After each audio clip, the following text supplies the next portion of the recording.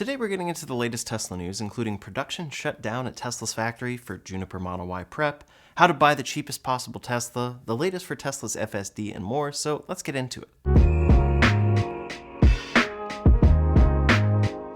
First up today, the refreshed Tesla Model 3 continues to receive great reviews, and now for 2024, it has been named Sweden's Car of the Year by a leading Swedish motoring magazine. They specifically said, quote, "The Tesla Model 3 may not be the vehicle with the most bells and whistles. It may not even be the best vehicle on paper. However, the new Model 3 is such a refined and well-rounded vehicle that it completely blows the competition out of the water." They noticed this especially when comparing the Model 3 to the popular BYD Seal, saying that the Seal, quote, "fell short of the Tesla on pretty much every point, but almost all cars do." The Model 3 was their highest rated car for the year, with 79 out of 100 points, which was close to a record there. They even go as far as to ask how can the other car manufacturers still not have caught up to Tesla. They go on to talk about the charging network, app control, handling, and performance, saying that with all of these factors, it's hard to argue against this car at all. With that said though, they left off saying, now we're just waiting for the roomier, more family-friendly Model Y to get the same updates. I do think many customers are indeed waiting for that update to the Model Y. I'd even argue that at this point it has become a bit overdue. Still, the current Model Y did get third place in the Car of the Year awards from the same magazine, just behind the Model 3 and VW Golf. Judging by this year's award and the rumored timeline of the refreshed Model Y, I'd say it's a safe bet that this magazine will award the 2025 Car of the Year to the Model Y refresh. Next up today, some very big news for Tesla's Model Y refresh, which seems to be coming very soon in all markets. First up in California, one was spotted out in the rain driving down the freeway. And this overall is a pretty standard looking Model Y when you first look at it, but then you see these covers. The first detail to notice is California manufacturer plates, which seems to indicate that this was actually produced at Tesla's Fremont factory.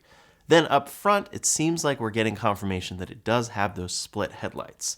We can see a light beneath where the headlights typically would be, so this seems to confirm that they may have some sort of light bar on the top, and then headlights beneath that, similar to what the Cybertruck has specifically.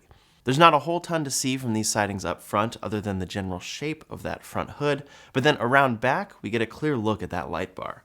If we're seeing the whole thing here, it seems to be much thinner than the previous leak, but it's definitely shining through that cover and there's a full opening for a piece of that light bar to stick out. At this point, this detail of the new Model Y is pretty much entirely confirmed. And it does seem that that is shining through the cover and then the rain, so it could just be our eye that makes this look a bit thinner than we've seen in previous leaks. From this angle, it does seem to match the previous leak that we saw of the light bar sweeping across the back with the trunk lip sitting right above it. If you zoom in close on this quite blurry photo taken during the rain, you can see the trunk's lip sitting right above that light bar. So the hope is here that we're only seeing the part that's actually shining, and the light bar is just as big as previous sightings. But separately, there was a second Model Y Juniper spotted in California, but this time we know it's different because it has Texas manufacturer plates. This could be a good sign that Tesla is producing trials at both of these factories in the United States. If you're unfamiliar, there are 4 factories that make the Model Y right now: Tesla's Giga Shanghai in China, Tesla's Giga Berlin in Germany, and then Fremont and Texas in the United States. So if they're going to be making it in the United States, they're going to want it to come out of both factories simultaneously. In this sighting, we can see that exact same gap in the rear with a hole in that cover, and then the light bar appears to be covered or off. In general, it's pretty much the same info that we're gathering from this. It's a pretty standard Model Y until you look at the front or the back, and then probably the interior as well, but the windows are tinted so there's not much to see inside. Overall, what we gather from the inside is it's going to be an upgrade fairly similar to what we see in the Model 3. It may even look pretty much identical. But there was a third sighting, and this time it was Texas plates once again, and the light bar is definitely showing here. But we can only see it really illuminated in the center, which shows that this light bar may be quite adaptive. With all of these sightings, we're seeing multiple ways that these appear to look quite a lot like renders. At this point, we've seen enough sightings and there's people doing renders good enough that it seems like we probably have a pretty close idea to exactly what this car is going to look like. But sightings are one thing for the news of this new car. The more exciting news is that as these sightings are heating up, and already a good sign for production, Tesla's Fremont factory is officially shut down to undergo upgrades.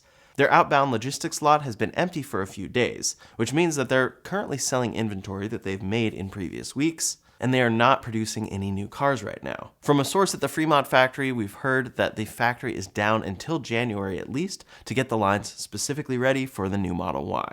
so that would indicate that trial production or initial production on the new lines is going to be starting out in January. And these sources also say that this car will definitely be out by March, judging by all the trials that they're doing at the factory. The trials seem very close to finalized, so it just depends how long it will take Tesla to get customer deliverable cars coming out of those manufacturing lines. As for the specific release timeline of this car in China, some specifics are coming from Chris Zhang, who says, based on order volumes from door panel suppliers, production capacity in China is expected to surge to 2,400 units a day starting January 1st. This further confirms China's aggressive timeline of this car's release and production, and may indicate a slight delay in Fremont from this factory. Either way, we should see this car announced by Tesla somewhere quite soon. I think that Tesla is definitely going to simultaneously announce and launch this car out of 4 different markets, but some markets may be at least a little bit ahead of others. I think Giga Shanghai is probably the most optimized, and they've been planning ahead the most at that factory for that car to be produced for those markets. It is Tesla's most productive factory and one of their biggest markets, so it's really important that they get that car out of that factory as soon as they can. In the past, when they staggered the release of the Model 3, it was tough to get people to buy the old version at that point, and that would be especially the case for the Model Y if they announced it over in China, and then we're still trying to sell the now outdated Model Y in the United States. So sources say that even in the United States, this new refreshed Model Y is definitely coming within Q1, and we'll see how close they can get it to January. My hope is that they're shut down on production right now, and then by the end of January, we actually see that new Model Y coming out of that factory and delivering to customers. Likely we'll hear full details about that release on Tesla's earnings call in January. As for the announcement timeline, the Model 3 refresh was announced on January 10th for the United States market, after it had already shipped in China. So I wouldn't be surprised if Tesla does a similar strategy here and then starts ramping up production from there. Separately, at Tesla's Fremont factory, it does seem that they are doing some work on initial dies that appear to be for the robotaxi or some sort of smaller vehicle, so that's very exciting for the future. But the first car on Tesla's timeline is this Model Y refresh. Tesla's factory is shut down to prepare for real production of this car. We're seeing many more sightings and more, so I'm very excited to see this come soon. Next up today, Tesla's full self-driving has been receiving updates for years and years at this point. Tesla has promised a lot of things, but finally with version 12, a lot of users started noticing massive improvements. Now comes version 13, which is taking it to the next level for most people in the real world. It's the version that's making people think Tesla may actually achieve this, and now they are rolling out version 13.2.2, which includes several notable enhancements. Many of these improvements are to things people have worried about with FSD for a long time, like emergency vehicle handling. Now, in the real world, FSD with this version has been autonomously pulling over safely for approaching emergency vehicles. In the past, in these situations, you basically always had to intervene because the system didn't quite know what to do. Another area similar to this is school bus recognition. Now the system correctly will identify school buses with extended stop signs and flashing lights, and it will stop and wait until it's safe to proceed. In the past, sometimes it would simply just pass this, or you would have to take over as a user. Then it's handling much better in certain speed compliance zones. FSD will adjust speeds properly in designated zones, such as those indicated by flashing yellow lights, which of course enhances safety in areas like school zones, where the speed limit will change based on the time of day. Then another improvement is camera cleaning enhancements. In the past, the system may simply tell you that the camera can't see and it needs you to clean it, but now they've improved how it's handling that. First, there's improved camera heating elements that prevent obstruction from environmental factors, ensuring clearer vision for the system, and they've added a menu into the service section that actually shows what's going on here and what needs cleaning. I've personally been using version 13 of FSD on the Cybertruck and Model 3.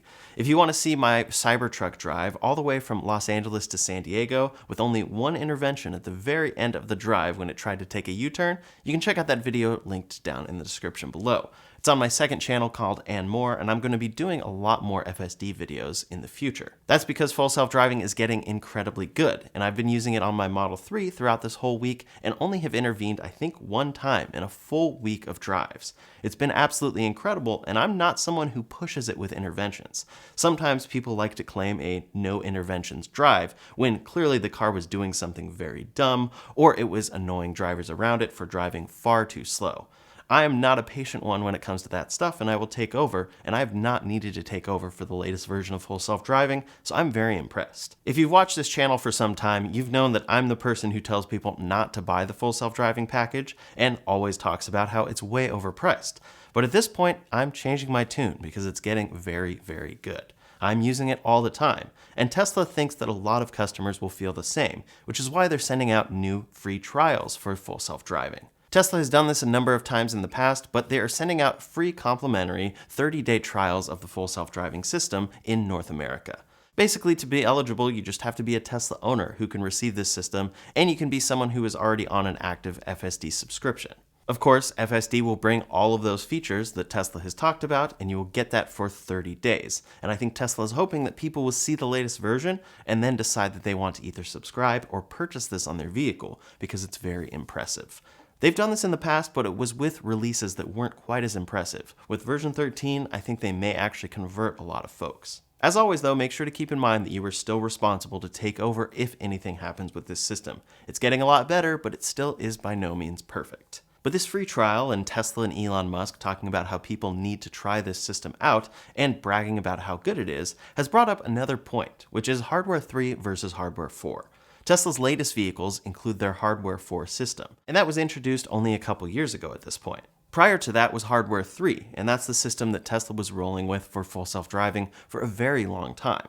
That was the system they talked about achieving full self-driving with, and having all the necessary hardware for. But actually the latest hardware is the one receiving these updates first, and the one performing absolutely the best with version 13 of full self-driving.